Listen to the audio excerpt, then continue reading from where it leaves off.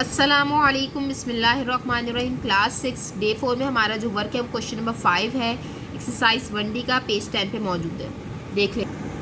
जी बेटा, question number 5 हमारे पास क्या है? Find the relation between each pair of set A and B, write the result symbolically. आपको दो सेट दिए हुए, सेट ए और बी, और उनके दरमियान का आपको रिलेशन बताना है बेटा। और मैं आपको प्रीवियस वीडियो में बहुत अच्छे से डिस्क्रिप्शन दे चुकी हूँ कि हमारे पास सबसेट्स क्या होते हैं, हमारे पास सबसेट्स क्या होते हैं, प्रॉपर सबसेट्स क्या होते हैं, एंड सो ऑन। ठीक है, इसको आपने अच्छे से प्रीवियस वीडियो का जब तक आपने कॉन्सेप्ट क्लियर नहीं रखा होगा तो फिर आपको क्वेश्चन नंबर 5 समझ में नहीं आएगा। तो इंशाल्लाह ताला मुझे उम्मीद है आप लोगों ने देखनी होंगी, तो मैं जस्ट आपको गो थ्रू करवा देती हूँ। हमारे पास दो सेट्स हैं, A and B. First part देख लेते हैं। हमारे पास जो ए सेट है उसमें हमारे पास 1 से लेकर काउंटिंग चल रही है। हमें नहीं पता वो काउंटिंग कहाँ तक स्टॉप हो रही है, यानी अनलिमिटेड नंबर्स मौजूद हैं, अनलिमिटेड एलिमेंट्स मौजूद हैं ए सेट में। और बी सेट में हमारे पास 1 2 3 4 यानी कि हमारे पास सिर्फ 4 एलिमेंट्स हैं। और ये बी सेट पूरी जितने भी इसके एलिमेंट्स हैं वो ए में रिपीट हो ए सेट में हमारे पास फुली कंटेन्ड है, यानी पूरा बी सेट हमारे पास ए में मौजूद है। तो ऐसी सिचुएशन में हमारे पास कौन सा रिलेशन अप्लाई होता है जिसमें हमारे पास दूसरा सेट हमारे पास कोई जो है सेट में मौजूद हो, कोई भी सेट हमारे पास दूसरे सेट में मौजूद हो और बाकी दूसरे वाले सेट में कुछ एलिमेंट्स बाकी रह जाएं, एक्स्ट्रा एलिमेंट्स बच जाएं, तो इन दोनों के दरमियान में कौन सा रिलेशन होगा। तो मैं आपको बता देती हूँ, बी ए का प्रॉपर सबसेट है। आपने पहले फर्स्ट पार्ट उतारना है, उसी के नीचे आपने उसका आंसर देना है सिंबॉलिकली। ए बी का क्या है?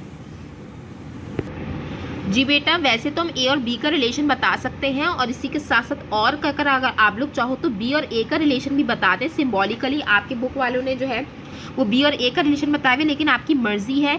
अगर मैं ए और बी का रिलेशन बताऊं तो ए बी का सुपर सेट है, क्योंकि ए हमारे पास बिगर सेट है, ए हमारे पास बिगर सेट है, और बी हमारे पास जो जितने भी एलिमेंट्स हैं वो सारे इसके अंदर मौजूद हैं। हमारे पास जितने भी सारे एलिमेंट्स हैं वो ए में कंटेन है, ए में आ रहे हैं। तो ए और बी का अगर रिलेशन बताऊंगी तो ए बी का क्या है बेटा? मेरे सुपर सेट है। और अगर मैं आपसे पूछूं कि बी ए का क्या है, तो बी ए का प्रॉपर सबसेट है, क्योंकि यू नो वेरी वेल। जी बेटा, तो मैंने आपको क्या कहा है कि आपकी मर्जी है बेटा, ए और बी का रिलेशन बताएं या फिर बी को ए का रिलेशन बताएं। दोनों ठीक है, आप दोनों देना चाह रहे हैं आंसर, कोई इशू नहीं है। लेकिन याद रखिएगा बात, ए बी का सुपर सेट है, सुपर सेट का सिंबल हमारे पास इस तरीके का होता है, यानी हम इसको रिवर्स कर देते हैं और इसके नीचे इस तरीके की हमारे पास लाइन मौजूद होती है। अगर बी ए की बात करें तो बी हमारा बी जो सेट है पूरा हमारे पास ए में मौजूद है, इसलिए बी ए का क्या है? प्रॉपर सबसेट है, क्योंकि हमारे पास ए में कुछ एक्स्ट्रा एलिमेंट्स भी बाकी रह गए हैं, जिस वजह से बी ए का क्या है? प्रॉपर सबसेट है। सेकंड पार्ट देख लेते हैं बेटा। हमारे पास सेकंड पार्ट में आपको सॉल्व कर बता रही हूँ बेटा। अगेन मैं आपसे बात कह रही हूँ कि बी सेट हमारे पास डिस्क्रिप्टिव नोटेशन है, और जब भी ऐसी सिचुएशन आ जाए तो आपने सबसे पहले इसको टेबुलर नोटेशन में करना होता है। तो हम क्या करते हैं, ए सेट हम एज इट इज़ कॉपी कर लेते हैं, जो कि हमारे पास ए ई यू है, और हमारे पास बी सेट क्योंकि हमारे पास डिस्क्रिप्टिव नोटेशन में है तो उसको टेबुलर नोटेशन में लिखेंगे, set of vowels of the English alphabet. आपको अच्छे से बात पता है वॉवेल्स क्या है हमारे पास? ए ई आई ओ यू। अब आप दोनों का रिलेशन देख सकते हैं, हमारे पास ए में कौन से एलिमेंट्स मौजूद हैं? ए ई यू, जो कि बी में भी मौजूद है, ए ई यू, यानी कि ए के सारे एलिमेंट्स बी में मौजूद हैं, यानी कि ए बी का क्या होगा बेटा? ए बी का क्या होगा आपने बताना है। ए बी का क्या होगा? मैं दोबारा कह रही हूँ, ऐसा सेट जो पूरी तरीके से दूसरे सेट में मौजूद हो और दूसरे वाले सेट में कुछ एलिमेंट्स बाकी रह जाएं, एक्स्ट्रा रह जाएं, तो उसके लिए हम प्रॉपर सबसेट का वर्ड या रिलेशन यूज़ करते हैं। और उसका सिंबल मैं आपको बता चुकी हूँ प्रीवियस वाले पार्ट में कि प्रॉपर सबसेट का क्या हमारे पास सिंबल होता है। इसी तरीके से अगर आप ए और बी का, इसमें भी आप ए और बी का रिलेशन बताना चाह रहे हैं तब भी कोई इशू नहीं है। तो वही उलट बात आ जाएगी जो हमने प्रीवियस पार्ट में देखी है कि सॉरी मैंने बी और ए का बोलना था, मैं ए और बी का कह रही हूँ, ठीक है।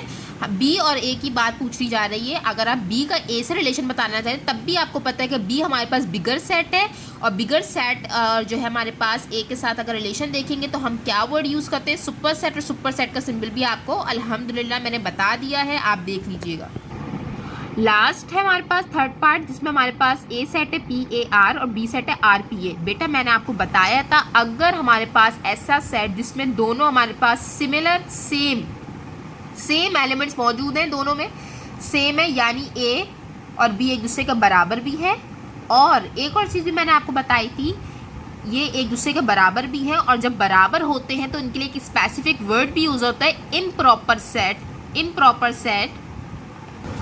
ऐसा सेट जो एक दूसरे के बराबर हो, ऐसा सेट, ऐसी सिचुएशन जिसमें दोनों सेट्स एक दूसरे के बराबर हों, उसके लिए हम एक और स्पेशल यूज़ करते हैं वर्ड। एक तो बराबर, एक तो इक्वल्स हो गया, और दूसरा हम ये भी लिख सकते हैं कि A और B का हमारे साथ क्या रिलेशन है। A B हमारे पास एक दूसरे के इम्प्रॉपर सबसेट हैं। इम्प्रॉपर सबसेट में भी हमारे पास इस तरीके से सिंबल यूज़ होता है, नीचे लाइन होती है, लेकिन A B का हमारे पास क्या है, इम्प्रॉपर सबसेट है। इसको हम ऐसे भी लिख सकते हैं, B A का क्या है, प्रॉपर बोल दिया बेटा मैंने, इम्प्रॉपर, क्योंकि इसमें कुछ भी एक्स्ट्रा एलिमेंट्स नहीं बाकी रह रहे, किसी भी सेट में हमारे पास कुछ भी एक्स्ट्रा एलिमेंट्स बाकी नहीं बच रहे हैं।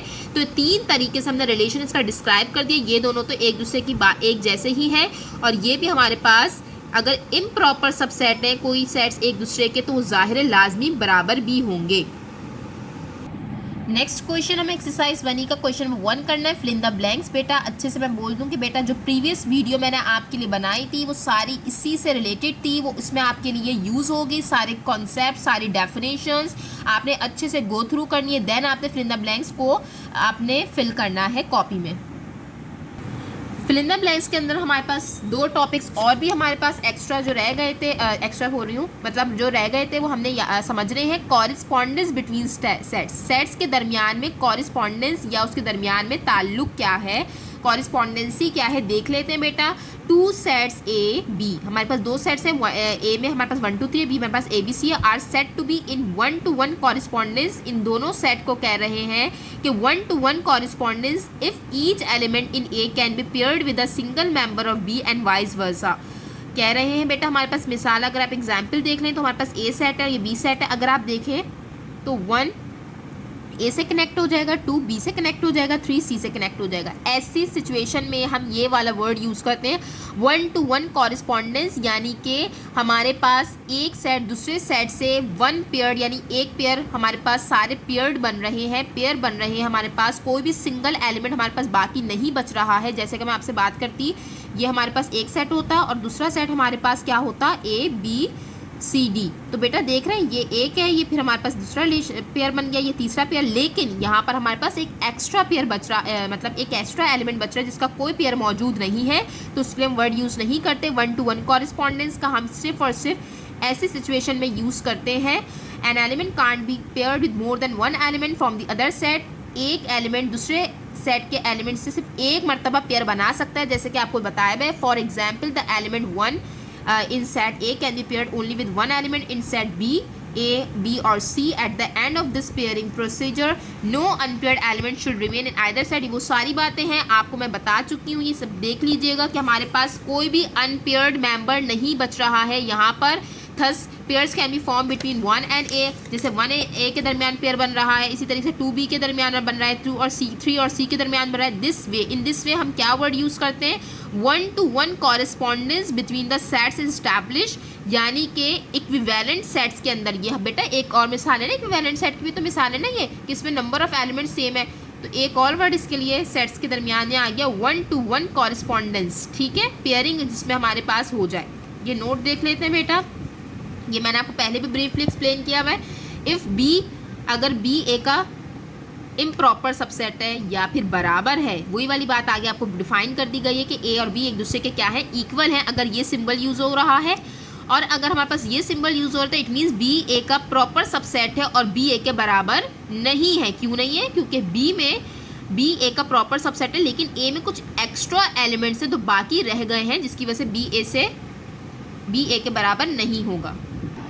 जी बेटा, एक और टॉपिक है कार्डिनैलिटी ऑफ अ सेट। ये भी आपके फिल इन द ब्लैंक्स में आएगा, इसलिए समझा देती हूँ। What is the cardinality of a set? बहुत आसान है। जितने एलिमेंट्स आपके सेट में मौजूद हैं, जितने नंबर ऑफ एलिमेंट्स आपके सेट में मौजूद है, उसको हम कार्डिनल नंबर बोलते हैं। उसको हम कार्डिनल नंबर बोलते हैं। ये आपके अगर फिल इन द ब्लैंक्स में आ जाए तो आपको पता होना चाहिए the number of elements of a set. जितने नंबर ऑफ एलिमेंट्स आपके सेट में मौजूद हैं वो क्या कहलाते हैं? Cardinal number. क्या कहलाते हैं? Cardinal number. अगर मैं आपसे पूछूं what is the cardinality of A set, जैसे कि ए बी सी डी, तो इस सिंपल आंसर है। इसके आप गिन लें 1 2 3 4, यानी कि इस ए सेट में 4 नंबर मौजूद, 4 एलिमेंट्स मौजूद हैं, तो इसका ये क्या कहलाएंगे? कार्डिनल नंबर या कार्डिनैलिटी इसकी कहलाएगी। फिल इन द ब्लैंक बेटा आपने इंशाल्लाह ताला आप इसको सॉल्व कर लीजिएगा। आपने सारा काम कॉपी में करना है। यूनिट सेट को हम क्या कहते हैं? डेफिनेशन गो थ्रू कर लीजिएगा। A set of all integers is an dash set. जितने भी इंटीजर्स का सेट है वो कौन सा सेट कहलाएगा? हमने टाइप्स ऑफ सेट पढ़ा था, और जिसमें कोई लिमिट नहीं थी, अनलिमिटेड नंबर्स थे, यानी कि कोई हद नहीं थी, कोई लास्ट पॉइंट नहीं है, हम उसे मजीद फर्दर गिन नहीं सकते। ऐसे सेट को अ सेट ऑफ ऑल, हमें तो नहीं पता ना कि कितने इंटीजर्स के नंबर्स की बात हो रही है। अनलिमिटेड है। इंटीजर्स क्या होते हैं मैंने आपको बताया था, जो नेगेटिव भी होते हैं, पॉजिटिव भी होते हैं, जिसमें जीरो भी शामिल होता है। तो हमारे पास कोई लिमिट नहीं है, unlimited numbers of set, unlimited number of elements मौजूद हैं। तो कौन सा सेट कहलाता है? अच्छे से आपको पता है। टाइप ऑफ सेट में से आपने डेफिनेशन गो थ्रू करनी है। The symbol this one represent a dash set. आपको अच्छे से पता है किसका सिंबल है, आपने उसकी नाम लिख देना है। 2 sets that contain the same number of elements. ऐसे 2 सेट्स जिसमें same number of elements, it is very important point in this fill in the blank. Same number की बात हो रही है। ऐसे 2 सेट जिसमें सेम नंबर ऑफ एलिमेंट्स पाए जाएं, ऐसे सेट्स को क्या कहते हैं? टाइप ऑफ सेट में आपको इंशाल्लाह ताला दिख जाएगा। आपने अच्छे से गो थ्रू करना है। A dash set contains all the possible subset of set. ये भी आपको अपनी डेफिनेशन में मिल जाएगा, आपको जो मैंने कल प्रीवियस होमवर्क में बताई थी। ऐसा सेट जिसमें ऑल पॉसिबल सबसेट्स मौजूद हो, ऑल पॉसिबल, जो मैंने आपको बताए थे ना बेटा। 6th हमारे पास है a proper subset is denoted by the symbol. अभी हमने इस पे काम भी कर चुके हैं कि प्रॉपर सबसेट का सिंबल क्या होता है। 7th हमारे पास है बेटा the number of elements in a set is called its dash. ये भी मैं आपको बता चुकी हूँ। अभी एक न्यू टॉपिक हमने पढ़ा है, the number of elements in a set. Set में जितने नंबर ऑफ एलिमेंट्स है वो उसकी क्या कहलाती है? क्या कहलाती है बेटा? ये भी मैंने आपको बताया था। जी बेटा, कुछ सिंबल्स हैं, ये भी मैं आपको साथ के साथ समझा देती हूँ ताकि आपको इजी हो जाए और आसान हो जाए, रिवाइज हो जाए। ये साइन हमारे पास इक्वल का होता है, अच्छे से आपको बात पता है। एक एग्जाम्पल दी हुई है, देख लीजिएगा। इज नॉट इक्वल टू, ये भी आपको अच्छे से पता है, इस एग्जाम्पल देख लीजिएगा। ये साइन आपके लिए न्यू है, लेकिन इक्विवेलेंट सेट्स का नाम आपने सुना है। इक्विवेलेंट सेट का नाम आपने सुना है तो उसका सिंबल भी देख लें, इस तरीके का होता है या फिर इस तरह होता है। और आपको ये एग्जाम्पल के थ्रू आपको समझाया जिसमें सेम नंबर ऑफ एलिमेंट्स पाए जाएँ, सेम नंबर ऑफ एलिमेंट्स, उसका सिंबल ये होता है। ये आपको अच्छे से बात पता है। सबसे पहले हमने ये काम किया था बिलोंग्स टू या इज अ मेंबर ऑफ, इसका मतलब है इज अ मेंबर ऑफ। ये भी आपको एग्जाम्पल में मिल जाएगा। Is not a member of, ये भी आप देख लीजिएगा। ये भी आपको अच्छे से पता है। नल सेट होता है, एम्प्टी सेट होता है जिसमें कोई मेंबर मौजूद ना हो, ये भी आपको अच्छे से बात पता है। सबसेट होता है या फिर इम्प्रॉपर सबसेट बोलने से, क्योंकि सबसेट की टाइप है ना प्रॉपर सबसेट, तो ये भी आप देख लीजिए कि बराबर है, इसलिए इसका सिंबल इस तरीके से इस्तेमाल है। प्रॉपर सबसेट भी आपको पता है क्या होता है। अगर बी ए का प्रॉपर सबसेट है, इट मीन्स दैट कि ए में एक्स्ट्रा एलिमेंट मौजूद है, जिसकी वजह से बी ए का क्या है? प्रॉपर। जी बेटा, आप इस वाले सिंबल से भी फैमिलियर होंगे, आपने प्रीवियस लेक्चर्स में देखा होगा। ये इसका मतलब सच दैट होता है, और हम ये सेट बिल्डर नोटेशन में यूज़ करते हैं। ऑल अबाउट सिम्बल्स आप इंशाल्लाह ताला इसको देख लीजिएगा। जी हमारे पास बेटा 8 फिल इन द ब्लैंक्स है। सेट ए है और सेट बी है। अगेन हमारे पास सेट ए 1 2 3 है और सेट बी हमारे पास 1 2 3 4 है। आप देख सकते हैं सेट ए बी का क्या है, क्योंकि बी में एक्स्ट्रा एलिमेंट बच रहा है, ये आपको मैं बता चुकी हूँ प्रीवियस लेक्चर्स में। 9 पार्ट देख लेते हैं। Overlapping sets have at least 1 dash element. Overlapping set की आपने अच्छे से डेफिनेशन गो थ्रू करनी है तो आपको पता चल जाएगा उसके अंदर एटलीस्ट हमारे पास क्या एलिमेंट होता है। उसका वर्डिंग मैंने आपको बताई भी थी।